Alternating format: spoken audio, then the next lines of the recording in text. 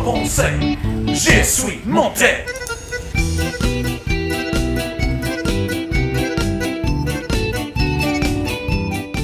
Ladies, gentlemen, and bug lovers of all ages, whether you're here for the insect or you're here for the glaive, today we're here to talk about how to get the most offense possible out of both parts of the beautiful weapon that is Insect Glaive after the release of Title Update 2 for Monster Hunter Wilds. With this update, a few things have happened. We've had some new armor and weapons released, and so we'll talk about what are the new two best possible builds for Insect Glaive if your focus is on having as much damage as possible, within reason of course. These aren't meant to be speedrunning builds, so much as just builds that the average player can get an obscene amount of specifically damaging power out of, with the main distinction between the two of them that we'll be presenting today being that one of them has latent power in it, which some people don't like playing around due to its inconsistency, and the other set does not. Before we talk about the armor sets and stuff to do with those in general then, as we do have a couple to go over, we should talk weapons and kinsects, as those will stay the same no matter what. As of this moment, the best insect glaives that you can possibly use are a well-rolled Artian insect glaive. The decoration space on these is incredibly well used for insect glaive specifically, and even the new lagiacrus insect glaive is only sort of a maybe, sometimes maybe a touch better than a thunder Artian glaive, but for the most part the Artian is still even better in thunder with perfect rolls. That said, let's talk about what those rolls are.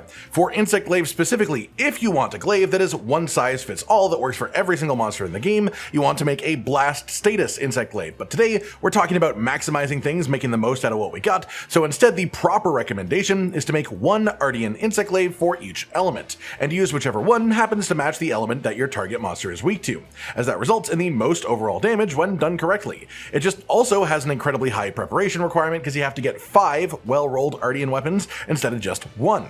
That said, on the weapon itself, you want to make sure that you use 3 attack parts when making it, as it's easier to get affinity from your armor skill slots than it is from attack, so the attack is higher value of a choice here.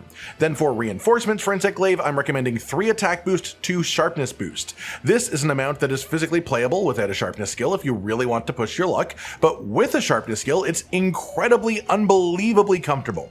For the sake of these builds, as I said earlier, I am trying to aim these towards your standard player more so than for pure offense focused like speedrunning setups, so I will be presenting the builds as having a sharpness skill loaded in instead of finishing off crit boost. So know that if you really care that little about your sharpness mid-zone, you could technically make this do around 4.5% more damage by replacing my sharpness decorations with the final 2 ranks of crit boost. That said, that also goes the other way around if you want to think about it that way, is occasionally needing to sharpen in the middle of an active combat zone worth having 4.5% more damage for you? I'd say for most players you're better off with the sharpness skill, but now you know the options so you can make that choice for yourself. That said, one of our 2 sets today is using the new lagiacrus armor 2 set bonus, so let's quickly touch on what that does. This makes it so you have a chance on your attacks of triggering a bonus pop of damage, similar to the Scorcher set bonus on Rathalos equipment or White Flame Torrent, the Xochitl weapon skill. But for this one, when you trigger the damage pop, it also gives you an affinity buff for a short duration afterwards. In the case of the lagiacrus 2 set bonus specifically, it is 15% affinity for 20 seconds,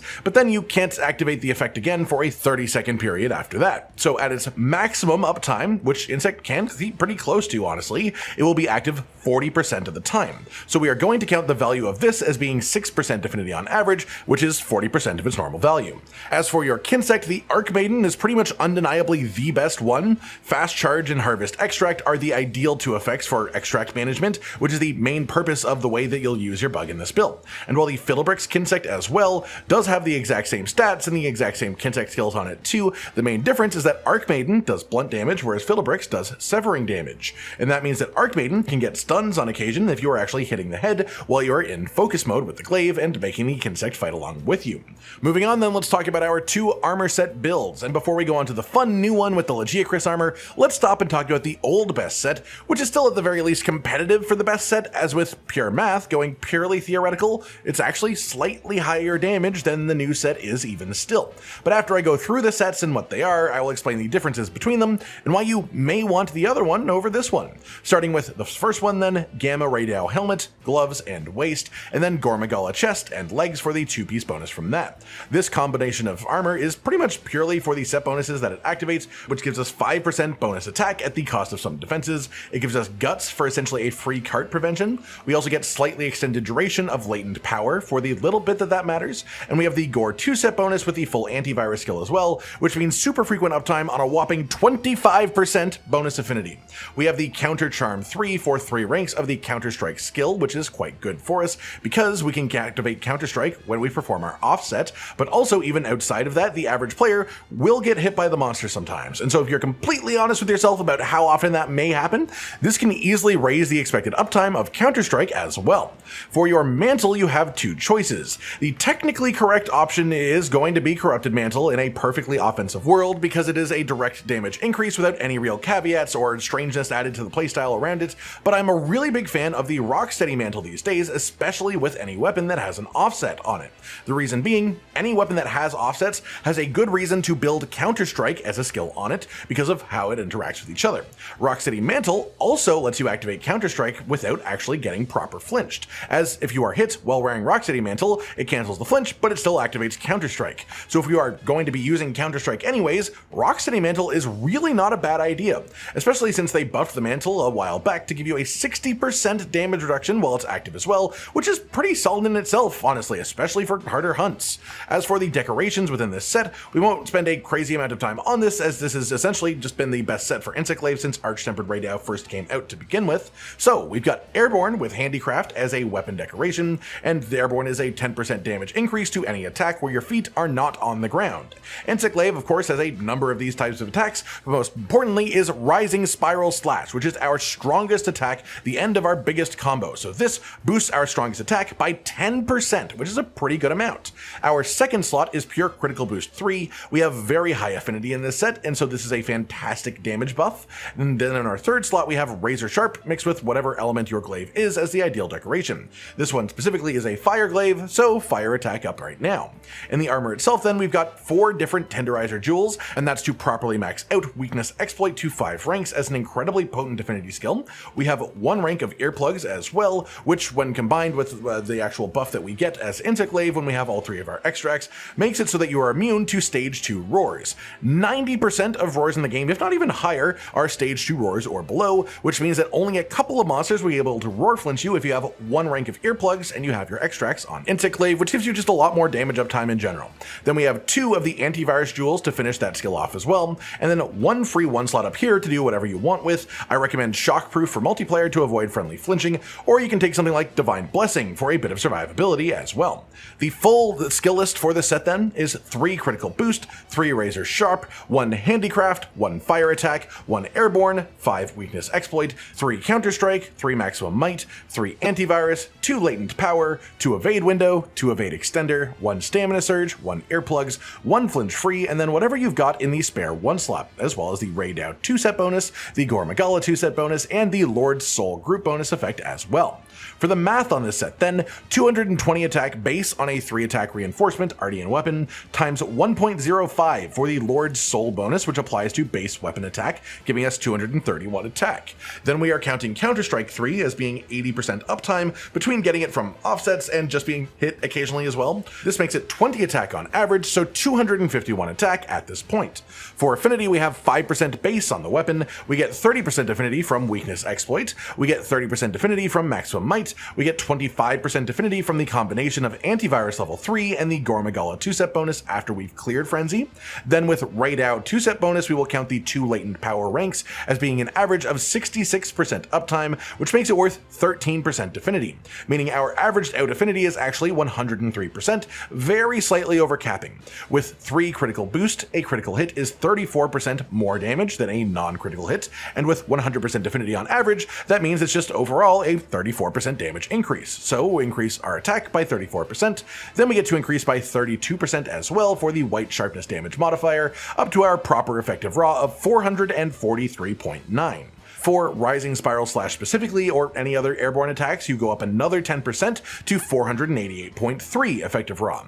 For reference, as a lot of people consider latent power to be too inconsistent, as the value that it has in a 3-minute hunt is wildly different to the value it has in a 5-minute hunt, or the value in a 10-minute hunt, so on and so forth. So if we completely exclude the existence of latent power from this calculation, you still hit 90% average affinity, which with 3 critical boost is still a 30.6% damage increase on average, and that puts you to an end effective raw of 432.7 in general, 476 on the dot for Rising Spiral Slash. So those are all the numbers worth knowing about for the coming comparison to our next set, which is Lagiacrus helmet and waist, Zoshia chest piece, and then gore magala arms and legs. This gives us the gore magala 2-set bonus, which still is really great for affinity. It gives us the Lagiacrus 2-set, which we talked about earlier, and along with just being bonus pops of damage in general, is also a bit more affinity. And then the Zoshia chest is just a nice effective singular armor piece. On this one then, we have the full weakness exploit talisman as well for 2 ranks of that skill to help us reach the full 5. And then for the mantle, we are still using Counter-Strike in the build, so again, you can use a corrupted mantle if you just want pure damage, or my personal recommendation is again, Rock City Mantle. For the decorations of the weapon then, we've got the same ones again, airborne with 1 rank of handicraft, then the 3 ranks of critical boost in 1 decoration, then 3 razor sharp with 1 element attack up, matching the element of your weapon. For the armor decorations, you want 2 different tenderizer jewels to max out weakness exploit in combination with our talisman as well. Then we also want to get 3 Counter-Strike to max that skill out too, as again it is very valuable for a weapon that has offsets. We then also get 1 rank of burst, as the singular first rank of burst is actually quite good, and Insect Glaive has relatively high attack uptime, which makes burst even better. We then also have 2 sane jewels, again for finishing off the antivirus skill for some bonus affinity. You've got a 1 rank of earplugs going in as well, which we talked about in the previous set, because this combined with the buff that you get when having 3 extracts makes you immune to stage 2 roars. Then you have 1 spare 2-slot socket, inside of which I've put an evade window decoration just because I can, and then you also have 2 spare 1-slot sockets, in which I personally have 2 ranks of Divine Blessing, but those are also personal choice, whatever you would like them to be. The full skill list for this build then is 3 critical boost, 3 razor sharp, 1 handicraft, 1 fire attack, airborne, 5 weakness exploit, 3 counter-strike, 3 maximum might, 3 antivirus, 2 agitator, 2 evade window, 2 divine blessing, 1 constitution, 1 burst, and then also 1 earplugs and 1 flinch free, along with the gore magala 2-set bonus and the Lagiacrus 2-set bonus as well. For the math on this second set, 220 attack from the weapon, plus 20 attack for 3 ranks of Counter-Strike counted at 80% uptime. We had 5.2 attack for 2 ranks of Agitator, which we are counting as 65% uptime, and then plus 5 from Burst, which we'll say is just 100% uptime on that first hit bonus, which puts us at 250.2 attack. For Affinity, we get 5% on the weapon itself, 30% from Weakness Exploit, 30% from Maximum Might, 25% from Clearing the Frenzy with full ranks of Antivirus, 3.25% on average for Agitator level 2 when counted at 65% uptime, then plus 6% affinity for the Lagiacrus 2-set bonus when counted at 40% uptime, which puts us at an exact average affinity of 99.25%, which is nearly perfect. With 3 ranks of critical boost, a critical hit is a 34% damage increase, so a 99.25% chance of a critical hit makes that a 33.7% damage increase on average. This brings our attack up to 334.63, which we then again increase by 32% to account for the white sharpness damage modifier, and our general average effective raw is then 441.7. We then add another 10% damage for Rising Spiral Slash and other aerial moves, up to 485.9 effective raw. Now to compare between the two sets with the math that we just laid out, that means the general effective raw for set number 1, which is the old best set, is 443.9, or if you don't count latent power, it would be 432.7. The effective raw of set number 2, which is the new set, is 441.7. This doesn't account for the extra pops of damage from the 2 set either, which would probably push it past 443.9 regardless, and make this set the best one just in general, but in all honesty, that is just much harder to account for with math, so let's just say that this set is 100% better than the old best one if you happen to be in a hunt that has a duration that is bad for latent power. If you have a hunt that has a really good duration that matches up with latent power very well, then it is a minuscule amount worse than the old set if the hunt is that way. So while the math technically leans to 3-piece Arch-Tempered Raydao with 2-piece Gore Magala, my personal proper recommendation for general use is the 2-piece Lagiacrus, 2-piece Gore Magala mix, and this whole video is just to give you the entire logic behind that decision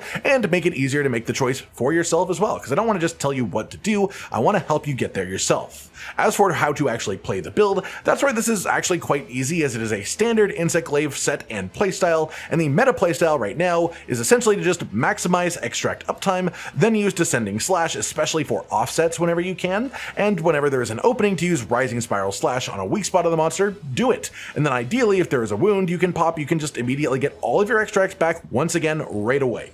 That pretty much does it for today, everyone. Everything you need to know about the best Insect Glaive builds as of this moment in the beginnings of Title Update 2.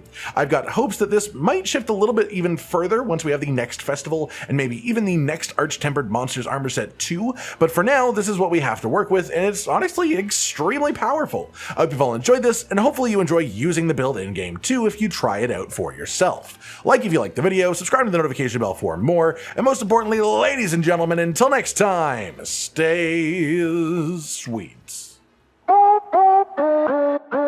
Josh, Cotton, and Hollow with the videos, dropping the humor like a hammer on your tippy toes, bringing entertainment on a daily arrangement to take our insanity and turn it into entertainment. Yes, I said entertainment twice, to reiterate that it is nice to look into your faces on a mostly daily basis when you let us in your homes to make the whole world a stage.